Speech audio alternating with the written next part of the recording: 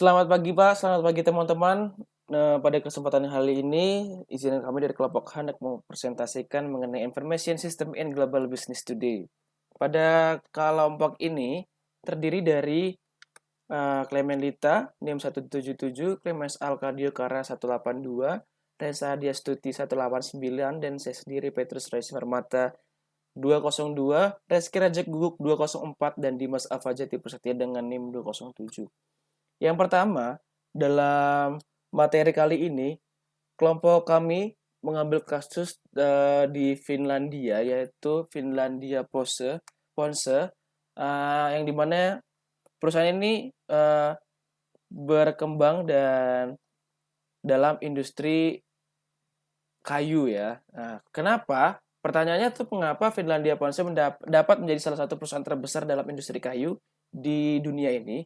Yaitu karena mereka menawarkan pada kliennya seperangkat sistem informasi canggih yang terintegrasi. Nah, sistem informasi ini mendukung seluruh rantai pengadaan kayu. Yaitu langkah pertamanya dalam rantai ini adalah memperkirakan permintaan untuk berbagai jenis dan ukuran kayu. Biasanya, hal ini itu dilakukan di kantor lapangan organisasi pembelian kayu. Dengan bantuan sistem informasi, rencana penebangan dibuat yang akan mengoptimalkan hasil tebangan untuk area penebangan tertentu. Data aktif area serupa yang ditebang sebelumnya digunakan untuk mengoptimalkan rencana penebangan. Sebuah peta area penebangan juga diproduksi juga sebagai petunjuk kerja untuk pemanen seperti itu. Jadi mereka ini bisa maju dalam industri perkayuan asik. Itu karena mereka menawarkan sistem informasi yang baik dan terintegrasi. Nah, pada peta kali ini, itu peta ini menggambarkan perbatasan areal, penebangan serta areal yang akan dilindungi atau yang akan dipotong. Haruskah kita meninggalkannya atau haruskah kita memotongnya? Hal ini ditandai secara manual dengan garis yang dinamakan plastik garis, di mana pemanen mendapatkan peta dan instruksi kerja melalui email khusus. Sistem yang mentransfer data antara sistem satu dengan sistem lainnya. Dan organisasi terhadap kayu yang akan dibeli oleh organisasi tersebut gitu maksudnya teman-teman. Nah, instruksi dan peta ini disajikan pada tampilan yang terletak di kabin pemanen. Fitur khusus ini di sistem informasi pemanen memungkinkan untuk mengoptimalkan pemotongan kayu menjadi beberapa bagian selama proses pemotongan. Nah, hal ini berarti bahwa sistem mampu menghitung optimasi pemotongan tempat saat batang kayu bergerak melalui kepala pemotongan setelah menjadi potongan yang pertama dari batang yang sudah dipotong. Lalu setelah pohon ada itu telah dipotong sesuai dengan instruksi, pemotong itu mengirimkan informasi panenan ke kantor lapangan melalui sistem atau email tadi yang email khusus tadi yang telah saya sebutkan di atas, teman-teman.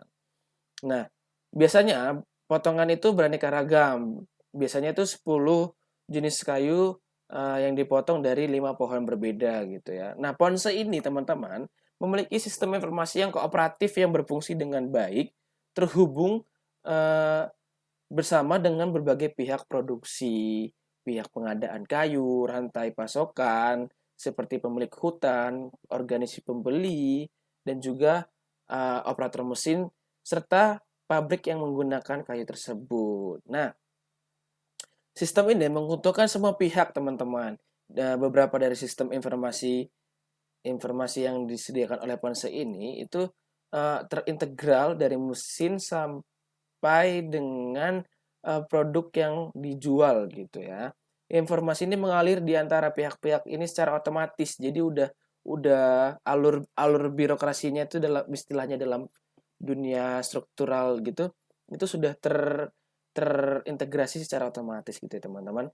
Nah, di sistem informasi yang mendorong penjual produk atau ponsel ini yang lain juga yaitu mesin hutan. Nah, sistem informasi pemanen memandu mesin dari mesin satu ke mesin yang lainnya.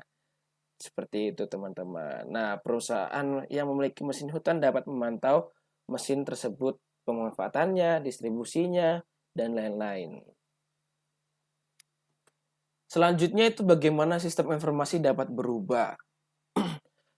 Kita lihat dari data ini, yaitu Penanaman modal teknologi informasi yang didefinisikan sebagai perangkat keras, lunak, dan juga komunikasi peralatan tumbuh dari angka 32% di tahun 1980 menjadi 52% di tahun 2010. Dari e-market tahun 2090 itu salah satu informasi maksud saya, ada 242 juta pelanggan telepon seluler di Amerika Serikat. Sekitar hampir dari 5 miliar di seluruh dunia. Hingga Juni 2012, lebih dari 104 juta bisnis di seluruh dunia ini memiliki situs.com. Situs internet ini terdaftar di Voice tahun 2012 yang saat ini 184 juta orang itu di Amerika itu berbelanja online. Dan 150 juta telah membeli secara online setiap harinya. Sekitar 60 juta orang Amerika itu berbelanja online dan diteliti memiliki produk atau layanan. Pada tahun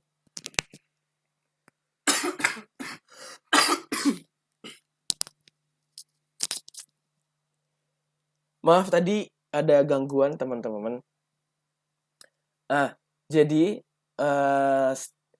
pada tahun 2012 FedEx itu memberikan lebih dari 9 juta paket setiap harinya ke seluruh dunia, di mana 6 juta di Amerika Serikat itu kebanyakan dalam semalam dan United States Parcel Service itu salah satu lembaga yang menyediakan jasa antar paket gitulah. Itu memindahkan lebih dari 15 juta paket setiap harinya di seluruh dunia. Selanjutnya teman-teman, selain dari perbelanjaan itu saat ini pembaca surat kabar terus menurun dari lebih dari 150 juta orang membaca koran online yang darinya konvensional itu menjadi membaca koran online dan jutaan lainnya membaca situs-situs yang lain. Sekitar 67 juta orang menonton video online setiap harinya, 76 juta orang membaca blog setiap harinya, dan 26 juta posting ke blog yang menciptakan banyak penulis baru dan bentuk baru. Nah, umpan balik pelanggan yang tidak ada 5 tahun lalu, jaringan sosial, situs Facebook menarik 160 juta pengunjung pada setiap bulannya, itu pada tahun 2012 di Amerika Serikat. Wow, ini angka yang sangat bombastis ya teman-teman. Dan lebih dari 900 juta di seluruh dunia itu ditarik oleh Google Plus, yang dimana itu penggunanya kebanyakan dari Amerika Serikat pada tahun ini ya, dari survei ini. Dan bisnis mulai menggunakan alat jaring sosial untuk menghubungkan karyawan, pelanggan, dan manajer mereka di seluruh dunia. Banyak keuntungan. 500 perusahaan sekarang ini memiliki halaman Facebook, dari akun Twitter juga, dan juga situs Tumblr. Meskipun terjadi perlambatan ekonomi, e-commerce dan iklan internet terus berkembang. Pendapatan iklan ini dari Google melampaui 36 miliar US dollar pada tahun 2011 dan iklan internet terus tumbuh lebih dari 10% setiap tahunnya. Dan juga lebih dari 39,5 miliar US dollar pendapatan pada tahun 2012. Wow, wow, wow, wow. Undang-undang keamanan juga dan akuntansi federal yang baru mengharuskan banyak bisnis untuk melakukannya menyimpan pesan email selama beberapa tahun, itu ditambah dengan pekerjaan yang ada dan undang-undang kesehatan yang mewajibkan perusahaan untuk menyimpan data paparan bahan kimia karyawan hingga 60 tahun pertumbuhan tahunan informasi digital dipacu tingkat 5 exabyte per tahun, setara dengan 37.000 perpustakaan kongres baru. Teman-teman, dari yang aku bacain tadi, kalau pertanyaannya bagaimana sistem informasi bisa berubah, yaitu terjadi karena maksud saya itu adalah adanya perubahan gaya hidup juga dan juga perkembangan zaman, di mana yang konservatif menuju yang progresif gitu, di mana maksudnya adalah sistem-sistem yang kita gunakan sekarang ini tidak bisa lagi kita pakai dari teori atau sistem yang zaman dulu gitu, karena sangat berbeda sistem informasinya teman-teman, yang dimana dulu sangat konvensional, sangat sangat kuno, itu tidak bisa lagi kita pakai karena harus mengikuti perkembangan zaman yang dimana di generasi sekarang ini, di zaman saat ini, sistem informasi itu harus terintegritas, di mana seseorang itu dapat mengaksesnya dengan sangat mudah dan membuat kita itu dengan sangat mudahnya mengerti sebuah informasi. Jadi kesimpulannya, kenapa atau bagaimana sistem informasi bisa berubah, salah satunya adalah perkembangan zaman dan internet. Terima kasih, sekian dari saya.